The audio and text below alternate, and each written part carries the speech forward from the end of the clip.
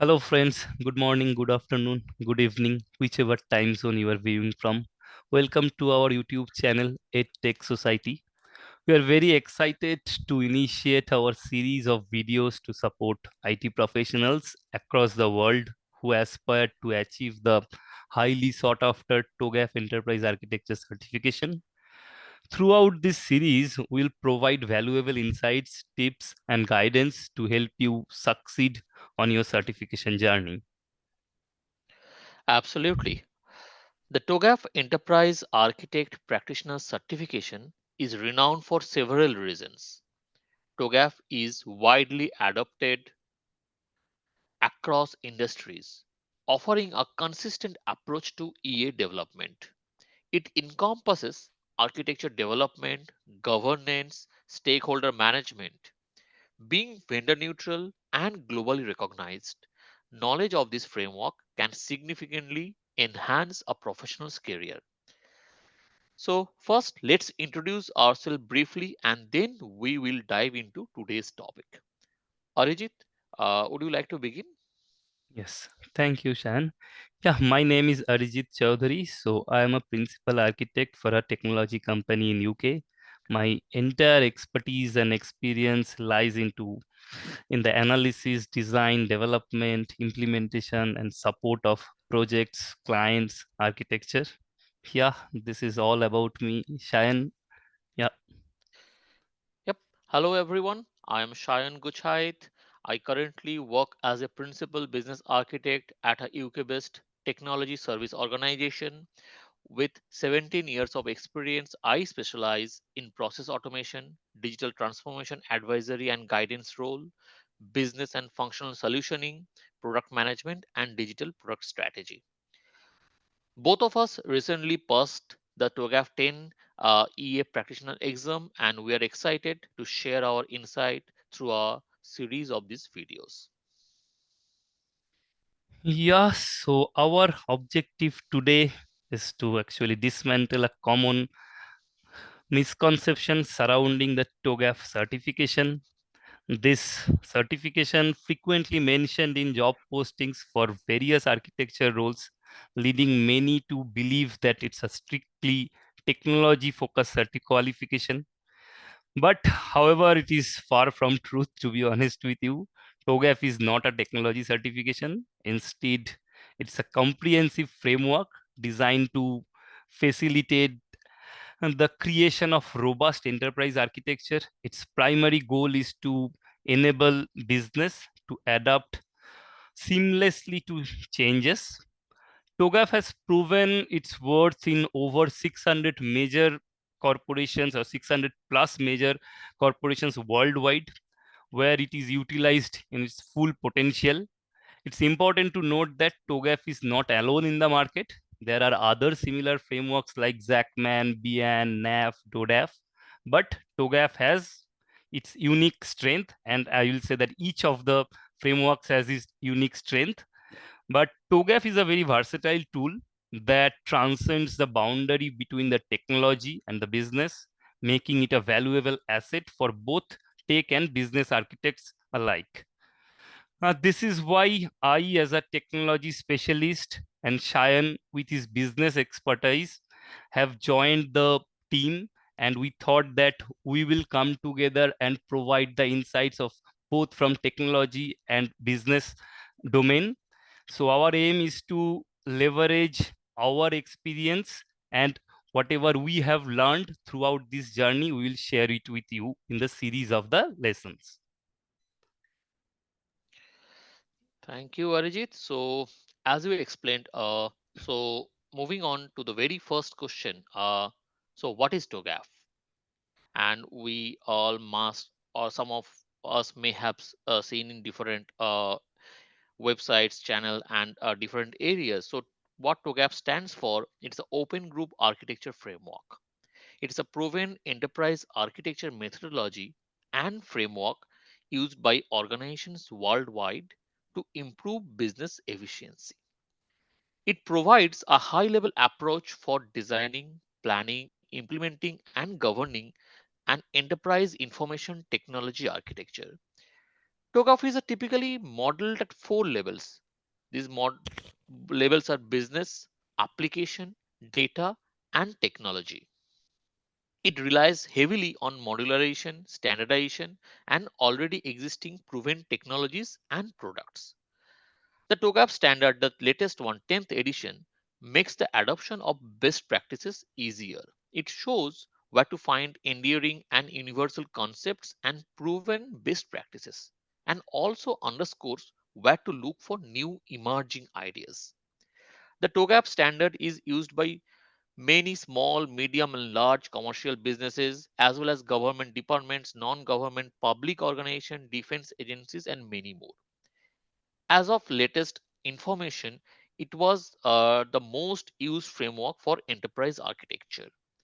And TOGAF certification portfolio includes certifications and certification credentials built upon the TOGAF standard, both on version 9.2 and the TOGAF standard 10th one. Professionals who are fluent in the TOGAF approach enjoy greater industry credibility, job effectiveness, and career opportunities. Yeah, I should explain the means. Now you understand what is TOGAF. Now I should say that how you will actually benefit, or how in the professionally what are the benefits that you will get. So TOGAF certifications, I will say that can significantly contribute to our career advancement, both as a lead technology solution architect or you are a lead business architect.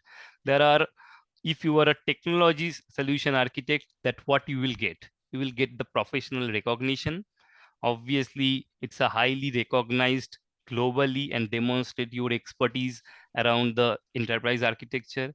It it should give you the career advancement, and it can go means, obviously if you are if you are in the higher level positions, so such as chief architect or director of enterprise architecture, so this will give you the opportunities to reach there. If you are in the solution architect at today, or if you have just started your journey as a lead developer, but you if you aspire to become the architect, so this is your first step where you can aspire and you can reach actually to the chief architect or the uh, enterprise architecture domain. So many companies prioritize hiring certified TOGAF professionals for their proven expertise in the enterprise architecture.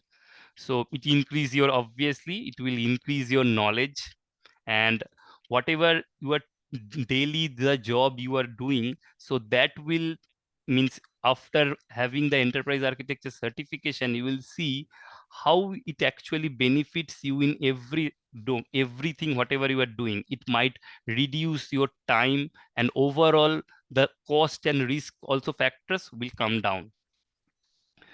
And yeah, so from technology perspective, so this is you understood. Now you can understand that from business perspective also, Chayan can tell you that how it can help you. Sure. And to be honest with you, and I would like to echo what Arijit just explained. And the same benefits and the you will get both in the technology role as well as the business architecture or business consulting role as well. Along with those benefits, you may get, along with that, there are certain areas where definitely you would be benefited and you will get more kind of a view from a kind of a business architecture and the consulting perspective. The areas like the business modeling skill, the alignment of the business and IT area, that you will have to kind of get a better or improve communication, and also you'd be able to view the enterprise overarching view that will help you to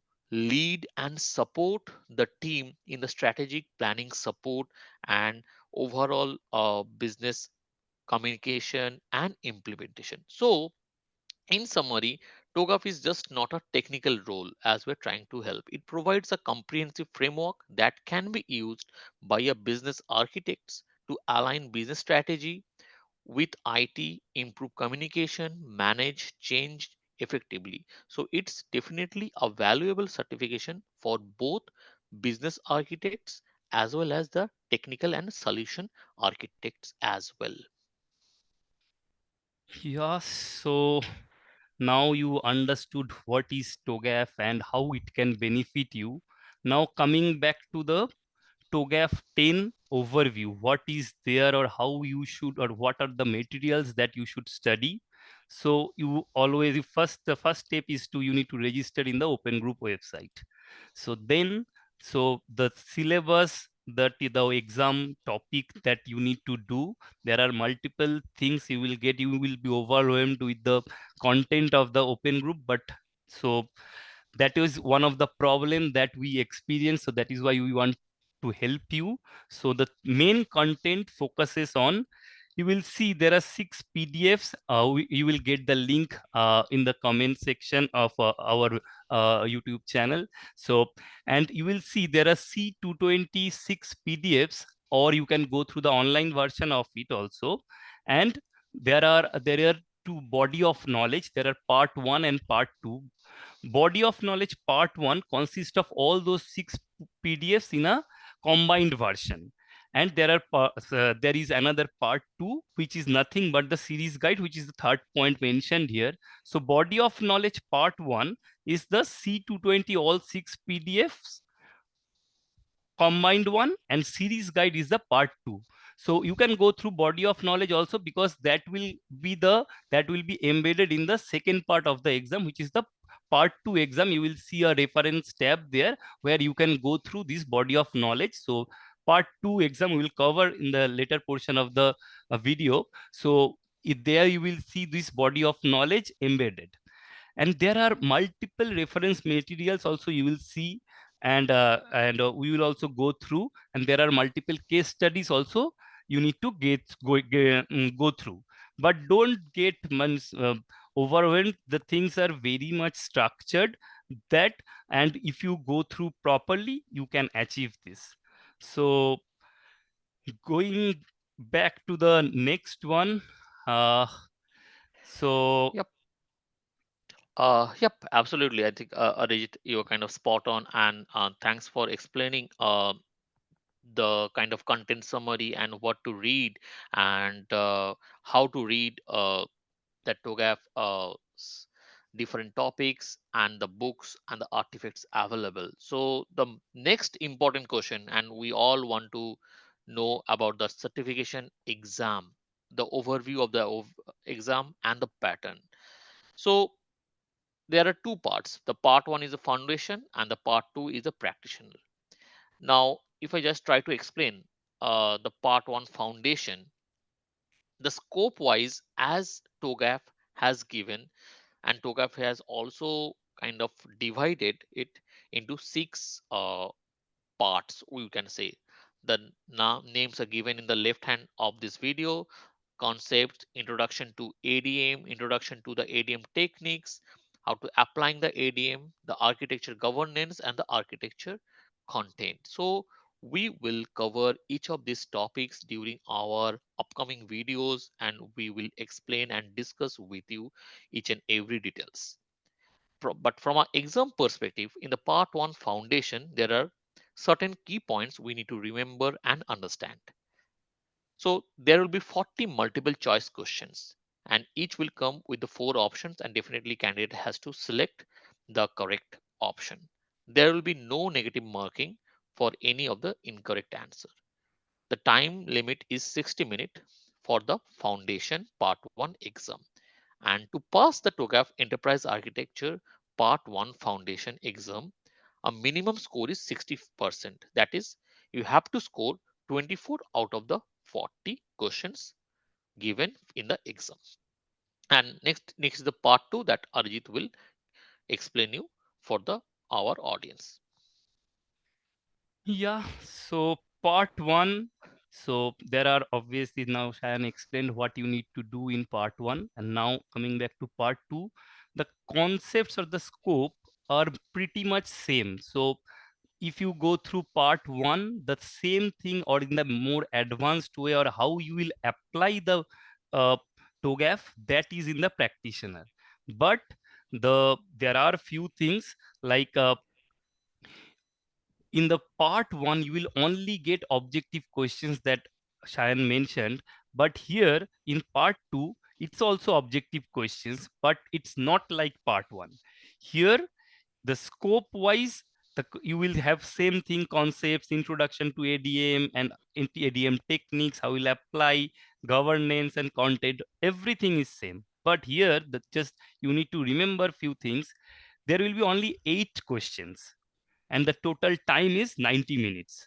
But this all these 8 questions are scenario based questions. You will That is not mentioned in any of the book, or you will not get any kind of uh, reference anywhere. So the thing is, these all are 8 different real world scenarios, and there will be 4 possible answers. And answers are like this, that all of those 4 answers have kind of the hint that it can be correct, it can be wrong, but it's the you need to choose the best one. There can be the scenario that all 4 kind of see that you will feel that it's all 4 are correct, but the thing is, you need to find out the best one. If you find the best one, it's 5 points. If you find the second best one, it's 3 points. Third best one, 1 point. And if you there will be one distractor or the worst option, that will contain 0 points. So if you need to pass the TOGAF certification, or as a TOGAF enterprise practitioner, uh, both parts, that will only give the practitioner certification when you pass part one and part two both. For that, you need to score the same, that is 60%. That means out of 40, so each have 5 marks. So 8 questions, 8 5s are 40. So out of 40, you need to score 24 to pass this exam. So but the thing is, if you are studying properly, how your guiding will show you that how actually you need to prepare and how you can achieve this. This is not a very difficult exam. 60% you can get it easily. Yeah. Now, the how should we prepare and what are our experiences, that we will share now for this entire preparation approach, and we will share our tips also. So first of all, we want to tell you that please go through our overview and phase wise videos that are upcoming. So from the beginning, and here you need to you just go through is the okay, but if you are going through, but you need to understand what we are saying, because it's not only just passing the exam, you will get the content. If you can understand the content, your concept will also be building here. So first of all, she will share that, or will suggest that please go through our videos properly.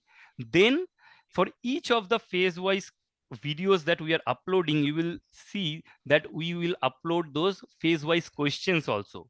You will get similar questions in the actual exam, so go through these questions thoroughly. So, and moreover on this, we will upload a dedicated video only for the foundation questions also. Then third step that we are suggesting, that you should go through the C20, all those 6 PDFs or body of knowledge, any of these, at least once or twice as a textbook in the before the exam, before appearing in the exam. Because uh, we means whenever we gone through, we didn't get any of the surprises in the exam. So that should also happen to you. There should not be any surprises or any new words. Okay. So fourth step, we are suggesting that go through our questionnaire videos thoroughly. So there will be separate questionnaire videos for part one and part two both. So where you will find the problem statement, and the solutions also will give. So you need to understand it, the concept, and you need to find out the best option between that. Okay, then there are few open group practice sets that you can download as free, and you should just go through that. We can also give the link in our videos, so you can go through from there. Then the final step before the exam, we will upload few of the practice to practitioner questions in our practice set videos. So go through that, and we will upload a few of the points that you need to remember. So there are multiple points. If you remember, the second exam will become very easy. Yep. So Shayan, if you want to give a summary of this entire thing. Yep, absolutely. And thanks, Arijit, for helping the audience to give an overview of the preparation plan. And just a quick kind of couple of side notes, I would say, we would like to share from our experience that definitely this particular exam is mostly applicable for the IT professionals and who are kind of a full time or part time. They are working on a regular basis, so that's why we cannot dedicate most of the our daytime for this exam, and we understand and we face the same thing. So that's from that point of view, we would suggest that at least provide 2 to 3 years, 2 to 3 hours of your time on a daily basis for around 4 to 6 weeks time frame, so that you can prepare. And we are saying from our experience that 4 to 6 weeks of time should be good enough to prepare and pass this exam. And definitely, after you go through your textbook and our questionnaire, question sets, and tips and approach, practice those question sets as many times as possible. So that will help you to kind of understand the pattern of the questions and all different details of the TOGAF scope.